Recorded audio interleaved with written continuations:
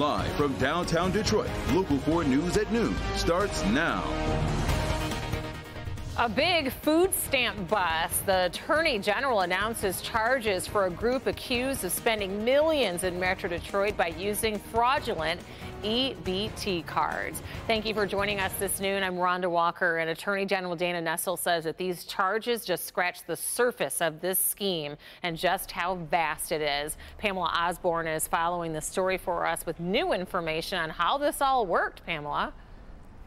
Rhonda, this was quite sophisticated. 8,000 EBT cardholders had their information and money from their accounts taken. That money was spent here to fund purchases at Sam's Club stores all across southeastern Michigan. In all, investigators say this ring was responsible for making $4 million in fraudulent purchases. The unusual activity was first reported to state officials last year. The AG's newly formed Force team, which is in partnership with Michigan State Police, investigated. 3 people were arrested and arraigned on federal charges last week. And here's what AG Dana Nessel is saying about the reach of this enterprise and how they profited. What happens in Michigan doesn't tend to stay in Michigan. And what we see more often than not in these types of cases is that you will have oftentimes victims over multiple states, but also that the merchandise travels. And so the majority of those 8,000 people who had money taken from their EBT accounts, they actually are residents of California. There were some residents here in the state of Michigan and other states as well. And again, investigators are saying this is still an ongoing investigation. They fully anticipate that more people will face these federal charges down the road as this investigation continues. For now, reporting live in Detroit, I'm Pamela Osborne, Local 4. $4 million in fraudulent activity. That is just a massive ring, as you said. Pam, thank you. Detroit's City Council is taking up gas station safety today in the wake of a triple shooting. You may remember 3 people were shot and 1 killed by a customer at the Mobil gas station on McNichols near the Lodge earlier this month. The clerk locked the door, preventing these people from being able to leave because of a fight over a $4 purchase. With the clerk, the council is expected to take up ordinances that require better training for these clerks and more. The customer is facing murder charges and the clerk is facing involuntary manslaughter charges. A vacant business in West Bloomfield catches fire. Sky 4 was over the old Pella Window Company near Pontiac Trail and Walnut Lake Roads earlier this morning. You can see it's a massive building. We're told that the building was empty and in the process of being demolished. We don't know yet what caused that fire, though. A brother accused of shooting and killing his sister in Sterling Heights is expected to go before a judge this afternoon. We're told that the man is facing charges for the shooting last week. Police say that the brother and sister got into a shootout in a fight at a business on 19 Mile and Mound. The 54-year-old Macomb woman was killed and her brother was not hurt.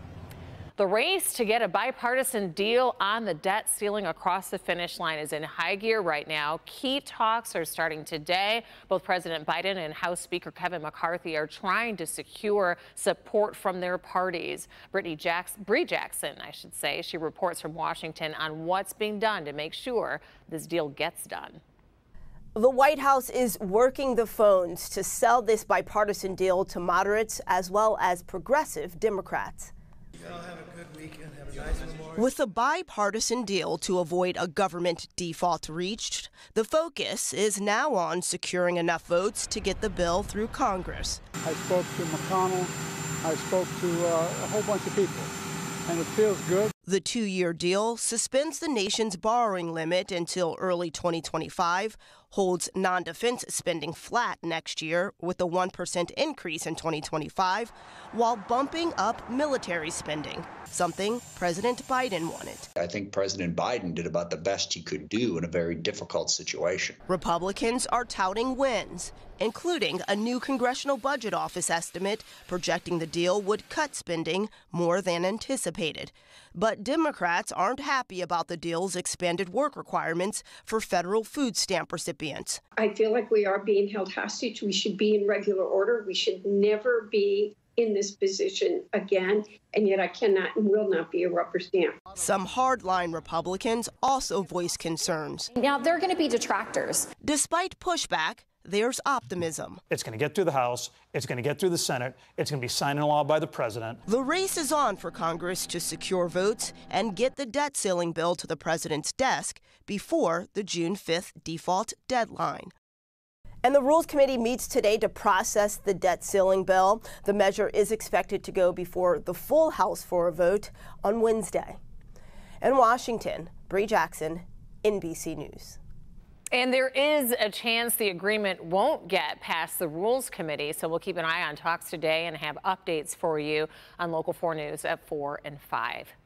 Gas prices are still going up after the holiday weekend. AAA says that prices in Metro Detroit are up 7 cents this week to an average of $3.59 a gallon. It's still more than $3 less than we were paying at this time last year. Experts think that with fewer people driving after Memorial Day, prices may stabilize.